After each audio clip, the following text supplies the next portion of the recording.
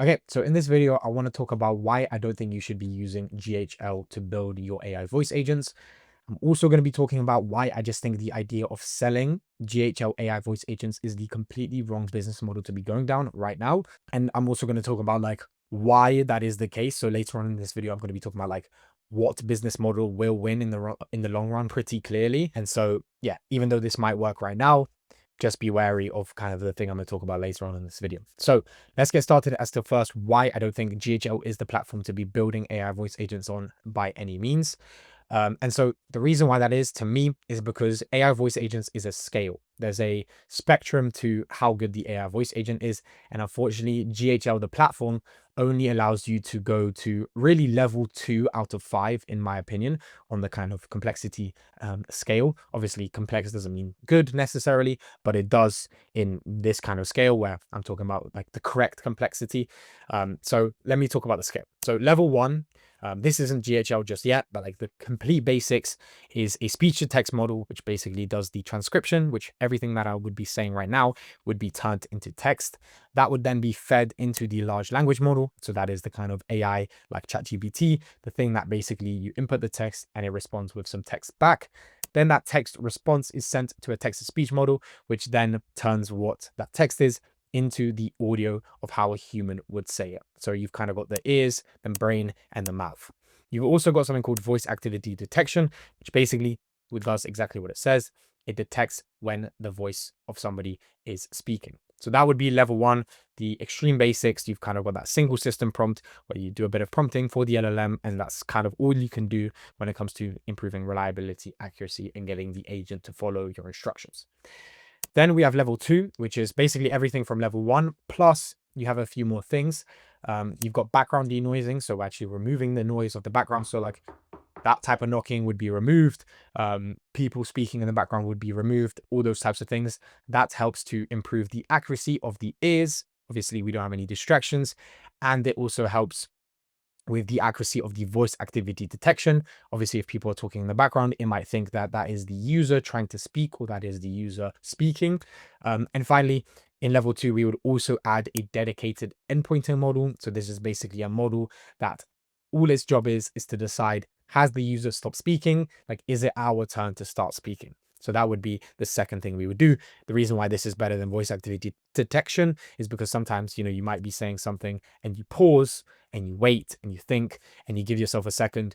And if you don't have like this kind of semantic model that is trained on, kind of how users and how humans speak, then, the agent would start speaking and potentially interrupt what the human wanted to say. Third level is all of that plus intent classification. So essentially what we do is, instead of having our entire system prompt kind of really bloated with a ton of information, so let's say we're building this for some sort of med spa or any sort of thing like this, we might have our prompt that includes the cancellation rules, the appointment booking rules, the rescheduling rules, the modifying of the booking rules, the complaint rules, the transferring the call to reception rules, the information like, what insurance providers we take or this or that.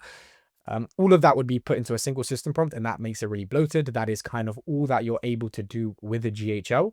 But with level 3, with intent-based routing, we kind of split this system prompt into separate sections. So we might have a single section just for booking an appointment. We might have a single section just for canceling an appointment, single section just for rescheduling an appointment. And essentially our intent classification system decides what prompt we should be using based on what the user wants. So if the user quite clearly said, I want to book an appointment, we would just be using that system prompt. So that is better because obviously we turn those things into specialized prompts, and obviously it's much easier for the LLM to kind of be, and the brains to basically decide, okay, the instructions are clearly telling me to do this, which is obviously what we want. Next is level 4. This is a kind of level that is obviously better than GHL in my opinion. Well, definitely it is. It just is better than GHL. And this is kind of the level that most people are at right now. A lot of people are selling this type of level with platforms like Retail AI or with Vapi or with LiveKit, things like that. And level 4, I would say, is the conversational flow architecture. So essentially what it does is it gives you granular control over conversational pathways. So you say something like, you create the routing basically. So if the user says X, go down route A. If the user says Y, go down route B. Once we're in route B, then if the user says Z, go down route C. If the user says this, go down this route. Essentially, it is scoping every single thing out into routes, which obviously, as you can probably tell, can be fragile. Like if the route is a new route, it doesn't have anywhere to go, so that can be an issue. But this is definitely more accurate, more granular, and is able to handle more complex conversations than a single system like level 2, for which is obviously the system that GHL has.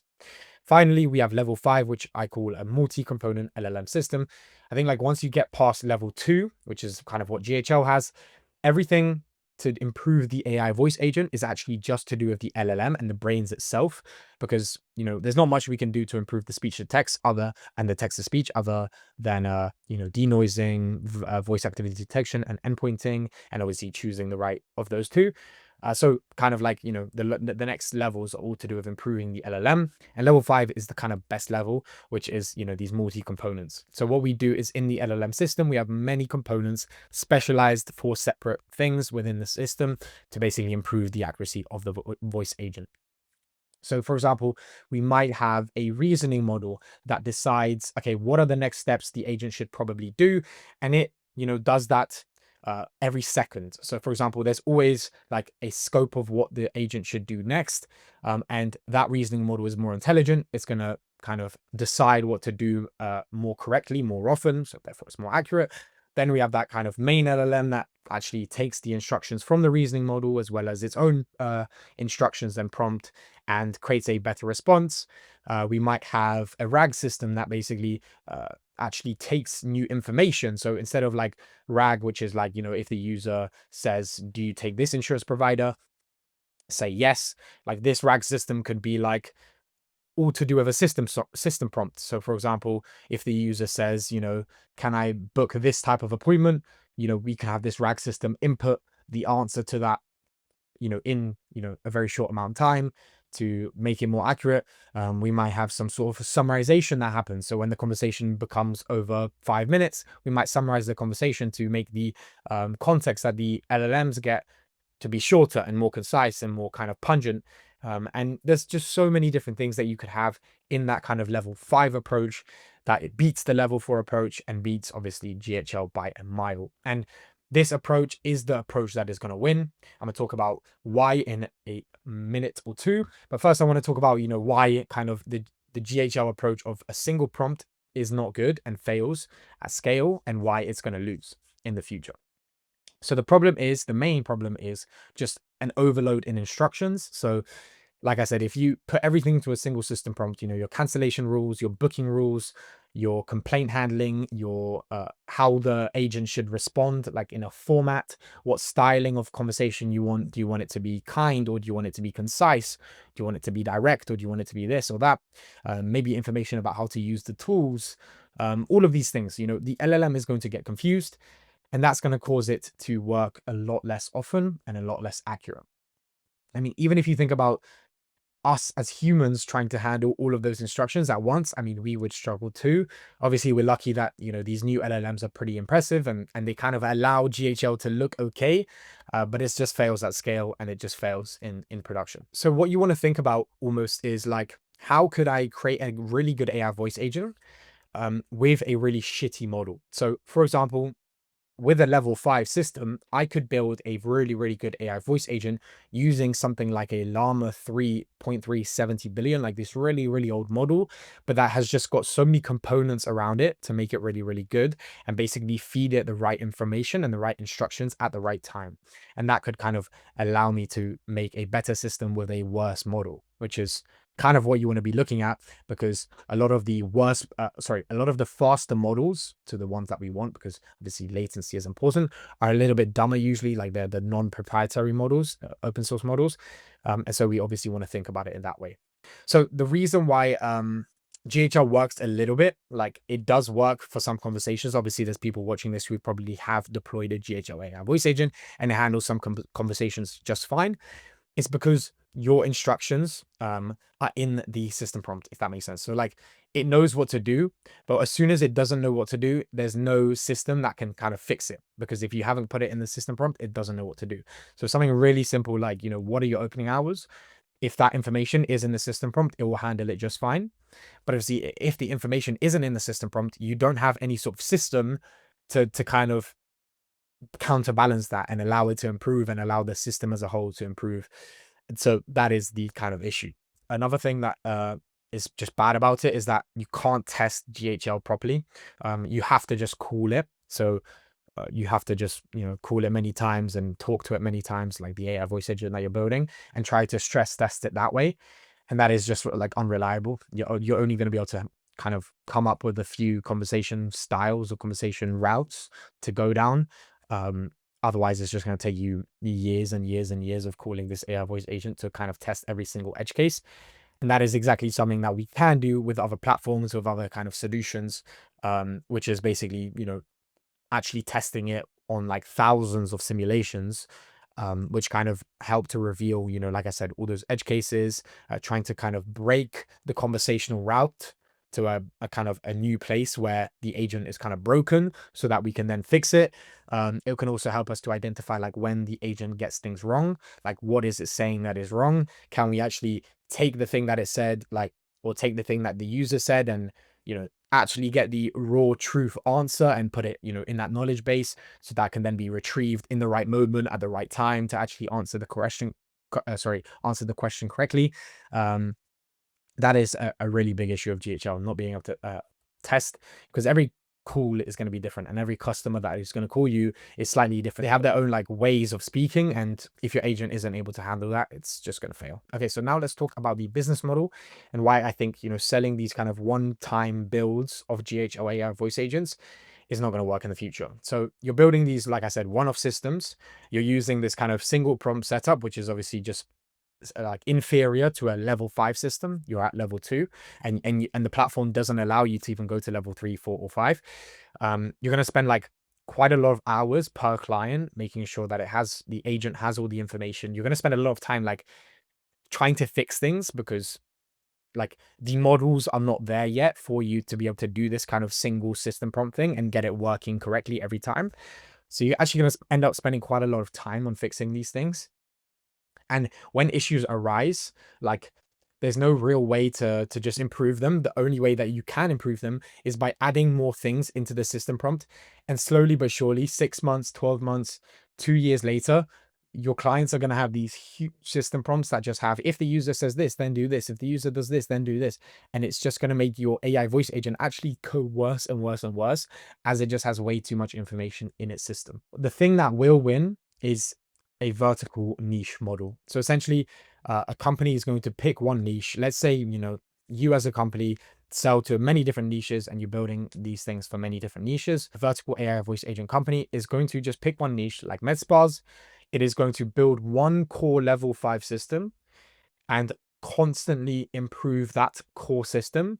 And every time each client has been plugged into that system and we improve that system, it benefits every single one of these clients because you have built a system only dedicated to that niche, and that core system is a lot of the work rather than this thing and that thing and basically building these kind of one-off systems. So they're all disconnected and they take their own time, whereas this kind of vertical niche allows you to have leverage with kind of each thing that you learn in the industry about how to improve the accuracy of AI voice agents, or how to understand what a customer of a med spa might be saying. All of these pieces of information actually end up improving every single system, rather than kind of waiting for GHL to improve your system by, like, I don't know, improving the model that is being used or something else. So the reason why that's going to win is just like higher leverage. So, each improvement is hundreds of clients of systems being improved.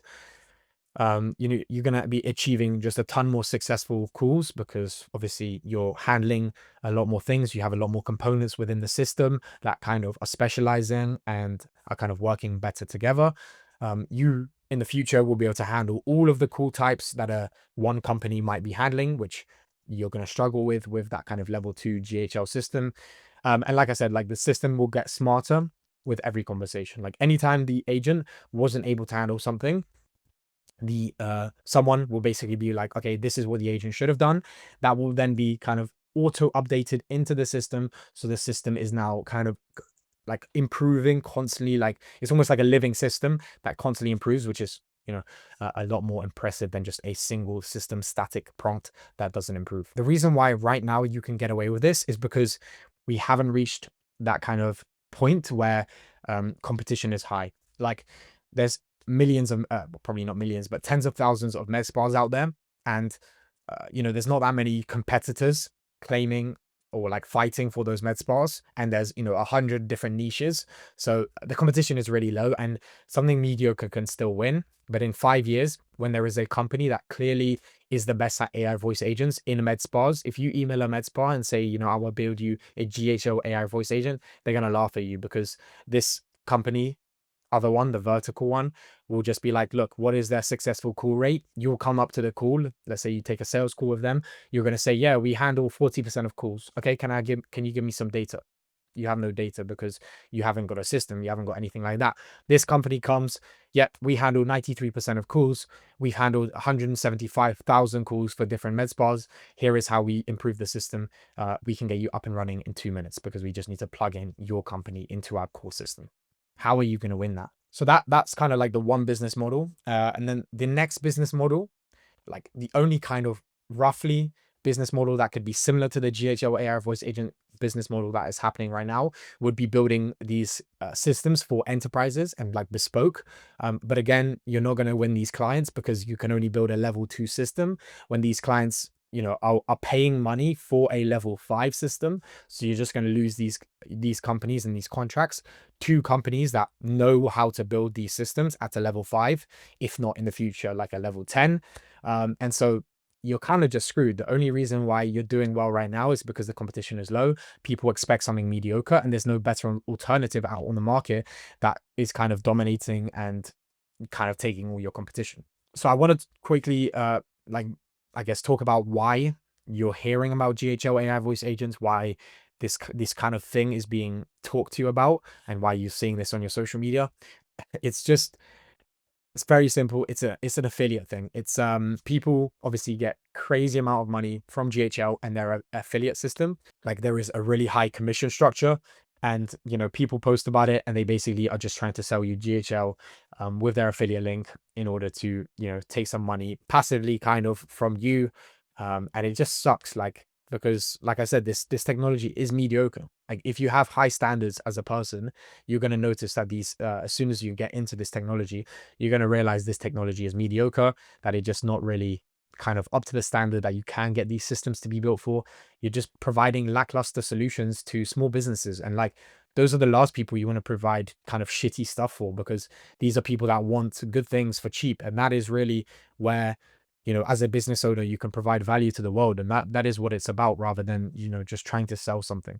And so that's the unfortunate truth, which is just the affiliate system is why people post about GHL and AI voice agents. The second potential thing is if like they don't have a GHL affiliate system, they're probably selling you a paid community where they're going to teach you how to build AI GHL AI voice agents. And don't get me wrong, there is definitely, you know, Joe or Bob with one person who can build way better GHL AI voice agents, but I can build a better AI voice agent than the best GHL AI voice agent person, because they simply cannot build at the level that is possible with other platforms and with, you know, the technology that is available today. So other than the course and the affiliate scheme, like there is no other reason why these people are posting about it, because they're not, or potentially to get, you know, small businesses to kind of talk to them and build things for them, which is, yeah, I mean, that's another way. But like I said, like you're not providing the best solution you can, and it's unfortunate. Like it's just not, in my opinion, the kind of standard that I hold myself at. So that's why I wanted to make this video. You know, I mean, first of all, I don't use GHL. I don't have an affiliate link for it. I don't have a paid community. My community is completely free. I'm not even that active on it, which is probably not a good thing. Like I try to help people, but it's just like a side thing that I do, just for like fun, and like because I like speaking to people about AI voice agents. I really like this technology. Yeah, I do build AI voice agents for businesses, but I don't use GHL. I build a lot more dedicated things. I build a lot more like medium to large size enterprise stuff, because I want to charge like really high amounts and build a really good product for that company. And so, yeah, that's kind of a little bit about me. And the reason why I wanted to make this video is just to, yeah, educate the market about what quality versus crap looks like. Why I don't think, GHL is the best way to do it. Also, people who are like starting this GHL AI voice agent business, to kind of be wary. Like, if you're trying to sell to med spas and you're just building one-off GHL AI voice agents, one day a big Goliath company, well, not Goliath, but like a company that has a lot of information about tech, they know what they're doing, is going to build one of these level 5 systems. They're going to reach out to med spas. They're going to have better data than you. They're going to have better numbers than you. They're going to have better latency. They're going to have better accuracy, and you're just going to be out competed. So that's why I wanted to make this video. And yeah, thank you for watching, and I hope you understand a little bit more about why I don't think this is the best business model, and why GHL is just not your, they're not your partner. They just want to make money from you, unfortunately. And I've seen this for a while now, and I just wanted to make this video. Bye.